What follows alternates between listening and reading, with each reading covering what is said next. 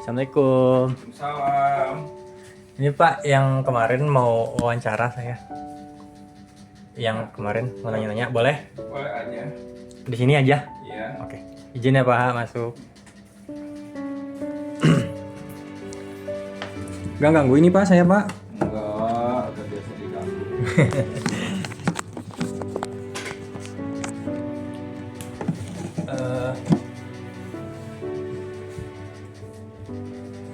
Gimana Pak? Sehat Pak? Ya, alhamdulillah bagus. Kamu anak yang soleh. Ini nggak apa-apa ya, saya sambil rekam buat tugas Iya. kuliah Pak. Iya. Maaf ya. Ya.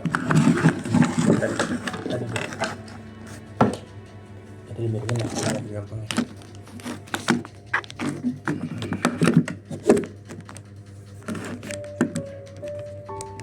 Ya.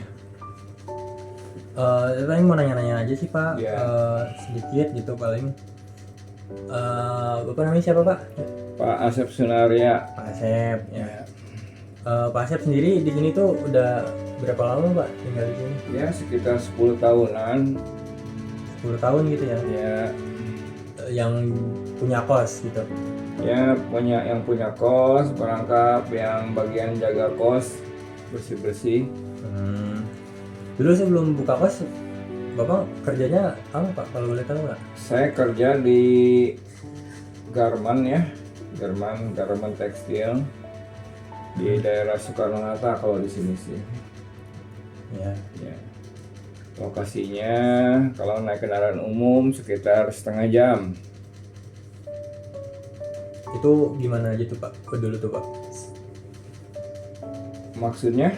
Iya, selama sebelum buat kos itu, selama di kerja garmen itu pengalaman Bapak tuh gimana aja gitu? Boleh cerita-cerita gitu nggak? Ya bisa. Saya kerja di bagian gudang ya, stok barang, bisa bagian aksesoris, stok barang setengah jadi, barang jadi. Kalau mau ekspor juga saya harus ikut ngawasin gitu.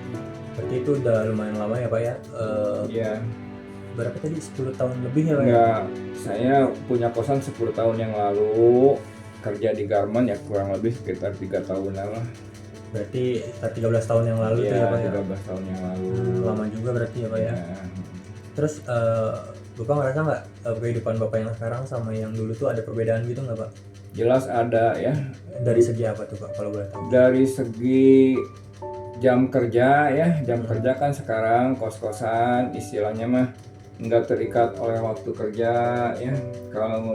Kalau kantoran kan di pabrik masuk jam 8 pagi ya pulangnya jam 4 sore ya. Kadang-kadang kalau lagi ekspor ya harus malam pulangnya, nungguin barang-barang naik ke kontainer ya. Kalau sekarang kan relax ya, berkosan beres-beres bersih-bersih bisa jam 1 siang sampai jam 4.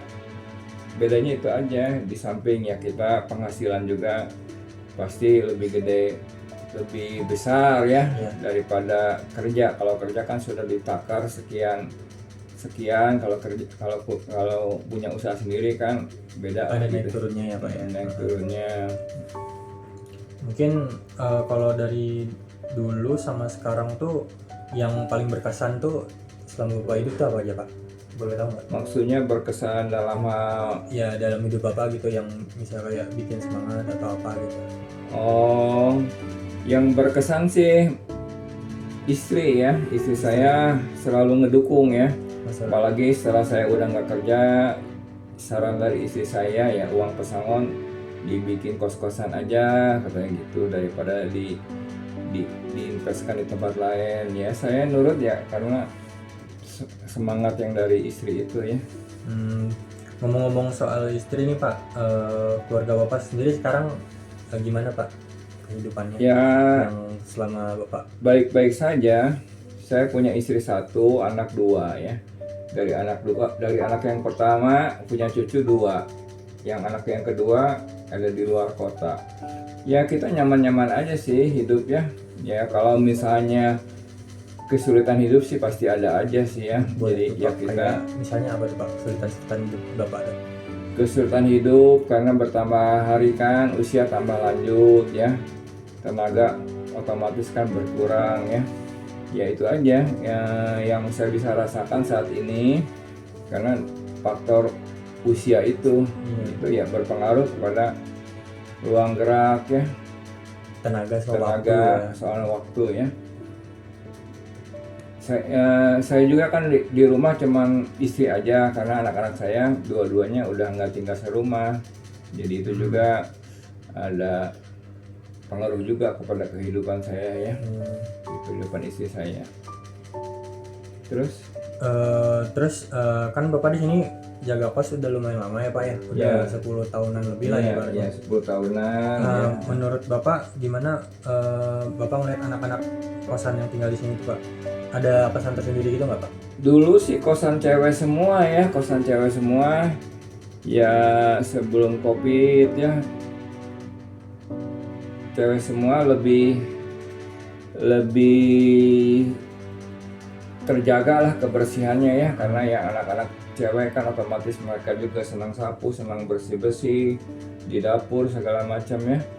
Nah sekarang kan waktu masuk ke COVID kosannya kosan campur, jadi ya ada pengaruhnya ya kepada pekerjaan di kosan, harus kerja ekstra keras, karena ya kosan kan paling tidak juga harus nyaman buat anak-anak kos.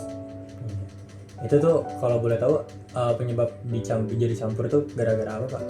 Gara-gara ya COVID kan, kita waktu awal COVID tuh anak-anak cewek pada pulang lah, kebanyakan anak-anak yang kuliahan khususnya ya. Di kosan itu cuman ada 2 orang ya, dua kamar yang terisi, yang lain-lainnya ada yang nitip barang karena mereka ya pulang. Waktu awal-awal COVID ya kita juga pasang iklan di Mamikos ya, ternyata yang datangnya cowok lagi, ya udah kita ambil aja daripada kosan kosong. Berarti itu hambatan pas COVID itu ya Pak? Betul. Terus paling ada dari sebanyak itu anak-anak kos di sini tuh ada nggak beberapa anak kos yang bikin momen tersendiri gitu sama Bapak yang bikin keinget terus? Ada.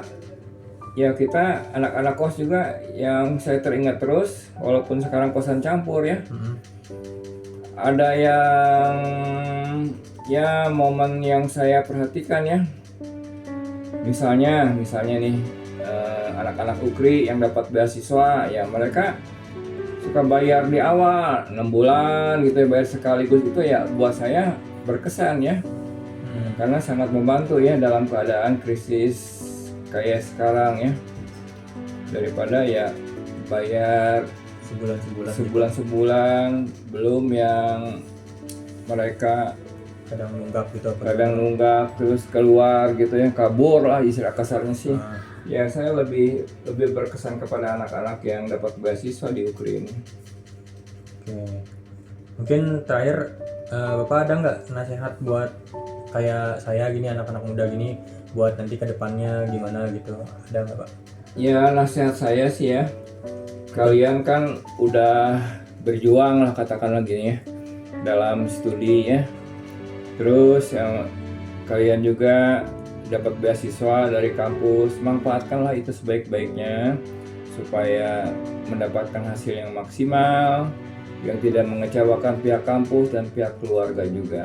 Itu yang saya harapkan ya dari anak-anak kos yang ada sekarang yang di sini gitu ya, yang di sini semoga sukses lah. Amin. Paling udah gitu dulu ya Pak. Oke. Makasih banyak waktunya. Maaf saya banget. Ya, thank you ya, bagus ya. Ya, oke. Semoga membantu hasil wawancara ini untuk kegiatan kampus ya. Ya, thank you.